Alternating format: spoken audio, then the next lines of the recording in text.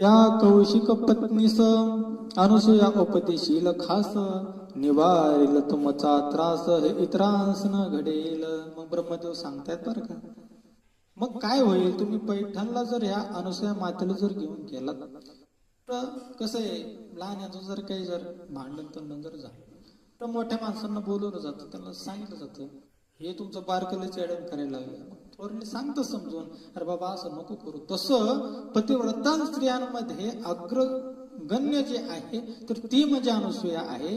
तिला जर तुम्ही पैठणला जर घेऊन गेला, कौशिक ब्राह्मणाच्या त्या पतिव्रता स्त्रीकडे जर घेऊन गेलात तर ती उपदेश करेल, ती तिला समजावून सांगेल आणि तुमचा त्रास सुद्धा त्याच्यामधून निवारण होईल आणि हे सर्व प्राणी मात्रांसाठी सुखद घडेल. असं ब्रह्मदेव त्या देवांच्या ऋषीमुनींच्या शिष्टमंडळाला त्या ठिकाणी